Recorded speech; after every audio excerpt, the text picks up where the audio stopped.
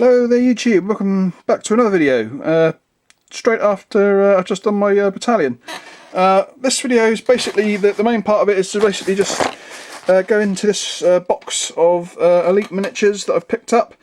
It's the first time I've ever ordered anything from them.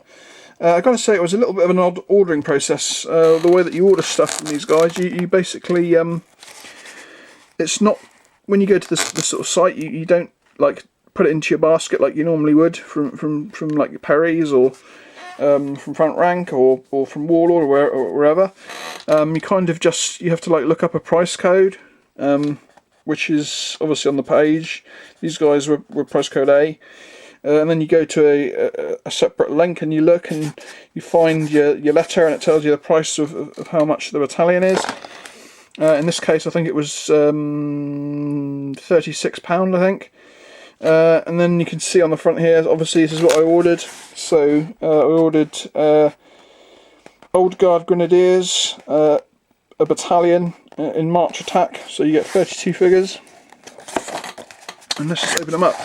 So obviously you've seen one of the officer figures that I added into my last battalion, and I actually swapped the officer figure out with one of my other officers that came in the front rank, and I'll actually just bring that guy in and show you. So this is the officer that I swapped out and replaced with one of these guys, because you actually get two of these guys in the Elite Miniatures box.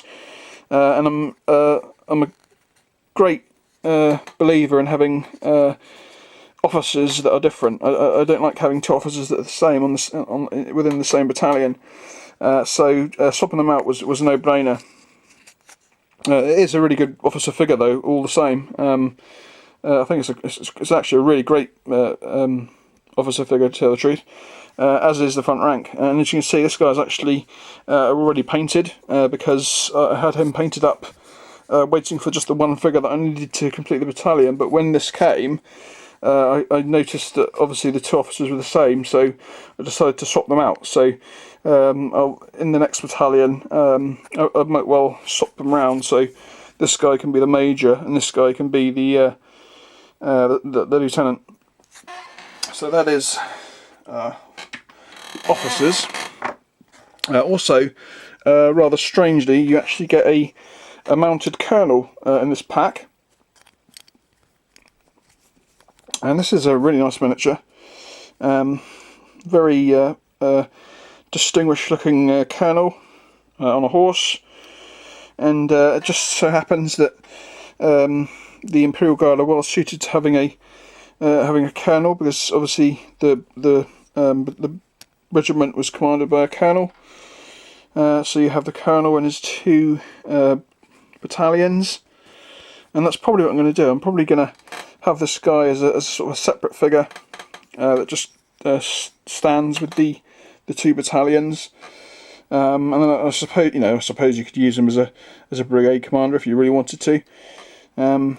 But he's a really nice figure, and again, the horse, I suppose you could say, is a little bit on the thin side compared to a Perry's, but they are at the same height. So, but obviously the Perry's, I suppose, are heavy horse. So this guy could just be like a normal horse, and not like a ultra beefy heavy horse that those guys would normally ride.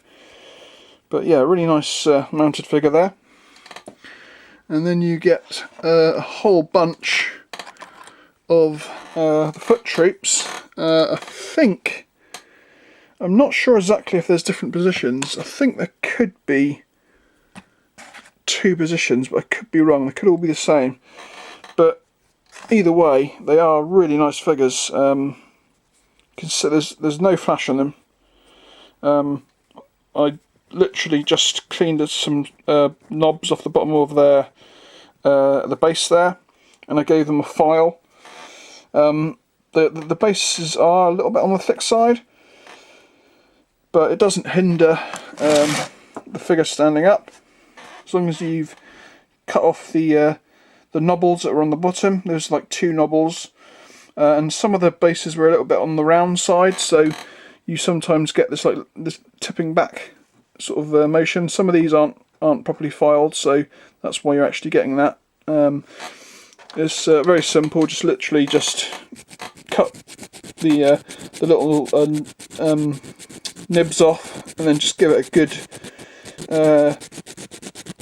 file, and then it sits flat and doesn't roll. So it's quite easy to sort out, but it is kind of a little bit odd because it is quite it's as if there's almost like a sort of a roundness to the bottom of the base. But they are very, very well cast figures. They were cast to order actually. I ordered them and they took about 2 weeks to come. You can see that they have the grenade on top of the bear skin, and they also have the detail on the cartridge case. You can see it a lot better here. And other than that, they're really great looking figures.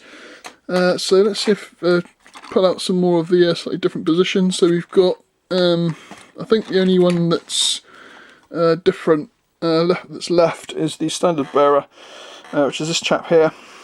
He did have to drill his hands out, which is no problem really.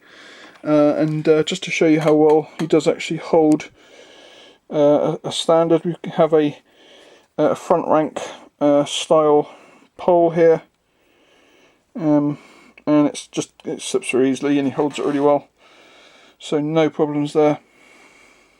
Quite a really nice standard figure. And yeah, obviously I'll have a bunch of spares when I finish these guys, because obviously I'll only be using 24, and obviously the horseback mounted kernel. I did think about implementing the kernel into the actual regiment, but I didn't really feel as if there was enough space on the base for him to actually fit in. But that is the Elite Minautures. I definitely like this company, and I'm definitely going to be getting some more stuff from these guys. I'm definitely going to be getting at least one battalion of Middle Guard from these guys, and I may well pick up some of the household cavalry for my British Heavy Horse Brigade that I plan on doing, because they actually do, although it sounds quite expensive, it's like £66 I think, you actually get 2 full regiments, so you get like 24 figures, and obviously 24 horses, which works out at £33 a battalion, which is actually, you know, sort of probably a good £4 cheaper than you'd be able to buy the equivalent from Perry's, for instance, and probably a lot cheaper than you could probably get it from Front Rank. But yeah, very happy with these guys. I'll definitely be using them again. What else? I finished another foreground building that I had sitting in my mountain. This was the third building of 3 that I had originally purchased when I was thinking about starting to do Saga, my sort of my Motawaya and my Milites Christi, the sort of Crusader era. And these are really, really nice buildings. This is the biggest one out of the 3 that I had, and I think I've got one that's probably about that sort of size, maybe a little bit smaller, with no staircase. Then there's another one with this, probably about maybe that big, with a staircase on the side, and then this one, which is quite a bit bigger. It's got a lot bigger footprint, and it has a staircase going up the side, which is really, really nice.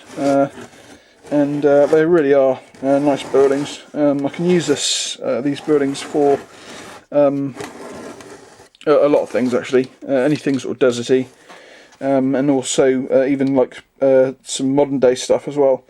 I think these houses with you know, modern sort of Middle East type stuff, Spectre Ops for instance, you'd be able to have quite a nice sort of firefight in between 3 or 4 of these buildings. In a sort of, you know, sort of a desert setting. So that was that. And I also built up a little sci-fi building that I've actually had for a long time. I've had that for probably about,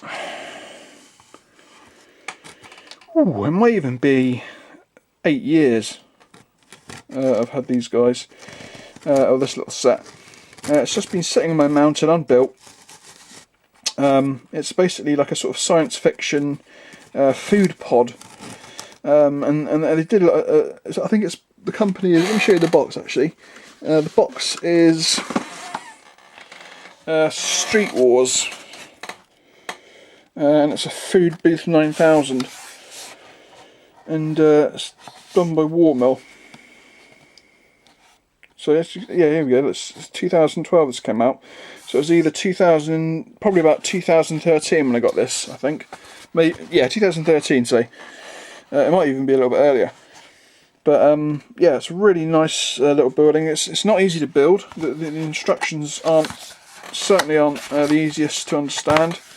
I seem to remember I've actually got a second building by these guys, which is actually a sort of a cosmetic body modification type place, which was obviously done by the same company, and I had a lot of trouble building that because it was you know, obviously the first time I'd ever done sort of MDF building, building up any sort of MDF building really, so when I came round, obviously I've got a fair amount of experience of building foreground stuff now, and as well as some other companies as well. So this went together really, really well, and very, very easily. And the cool thing about it is the actual type of food that it sells. And you can see it's the Dolphin Shack. So you can see intelligent, friendly, and delicious. And then we've got the menu there, which comes on these sort of acrylic pieces.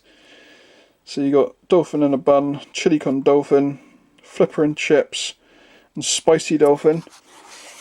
And then you step up to here and you put your order in. And then you pay by the chip in your hand. This is the conveyor belt where the food comes out. We've got 2 stations for ordering. Got another menu over the other side. Over to this side, you can see it's got all this cool sort of engraving in here. So this is the door, and you can actually pull the door open, which is really cool. And on the roof we have the emergency exit, and obviously the Dolphin Shack signs. And then you can actually lift the roof off. And inside we have the rest of the conveyor belt. We have the cook station where the cooker and the grills and everything, and storage bins. And we actually also have the actual order station where they correlate the orders and stuff before they get cooked. And you can see again there's all this nice engraving around the actual place. A really cool little building. I may eventually paint it, but I think for now I'm just going to leave it as it is, because I really do like the sort of the aesthetic of the engraving and stuff. When you paint it, it's quite difficult to try and keep that engraving without the paint sort of filling it in. But yeah, cool little building. Took me. It wasn't an easy build, but it was pretty quick. It took me, including drying time, probably a couple of days. And I also actually more or less dry fitted it together first as well, a lot of it. And then obviously that involves a certain amount of taking it back apart again to actually be able to stick it with glue and secure it. But yeah, it's a cool little building. It was good fun to build, and I think it's a really cool little piece on its own. Yeah, Dolphin Shack. You can see that I haven't actually stuck the signs on there, so you can actually take these off. If I did decide to paint them, I can take the signs and the acrylics off. But yeah, that's that. And I suppose that will probably bring this little extra video to an end, because obviously the main reason of it was just to show you the Elite Miniatures, and then a little bit of a catch up on what I've been building, and that's about it really. So oh, I have actually got something else to show you. I actually picked up a new box of brushes. I decided to try Broken Toad brushes. These probably would count as the second most expensive brushes I've ever brought. They come in a sort of a fairly snazzy box. Opens up like a drawer. And here are the actual brushes. Now I haven't actually fully transferred across to these yet. I'm still using my my Winsor & Newton size 1, which has been my staple brush for probably about 5 or 6 years. This brush here, so it's a Series 7. This was actually my most expensive brush I've ever bought. I think it was like near on £12. Yeah, this brush is amazing. There's definitely no doubts about it. And if a box set of these weren't like 80 quid, then perhaps I would have went for more of these. But these are, the Broken Toad brushes are really nice. They're certainly as high quality as the Winsor & Newton. They've all got really nice points. They're all sable, the finest sable. The thing that kind of piqued my interest in this particular box set was the fact that it actually comes with a size 2, which a lot of sort of brush sets don't. They tend to go for like from starting from 1 and going down and down and down in size. I also looked at the sort of the Opus brushes as well, but they were fairly expensive in comparison to these. I think they were like £15 more expensive than these. But yeah, I mean, I'm not quite ready to fully transfer over to these yet, but this is obviously my main brush for now, but I will be transferring across to these at some point. And yeah, I thought they were, I think they look really cool brushes, and they have been recommended to me by someone, by a friend, who said that they're really good and last a long time. So that is that, and I call this video to an end. So until next time, when I'll probably be doing another battalion. I think I'm going to do the second battalion to this the battalion I just did next time round, so I'll be able to have a bit of experience with a Fanion for the first time, because I've never actually done a regiment that has a Fanion. So I'm kind of I'm interested in that. So until next time, I'll catch you all later. Bye bye.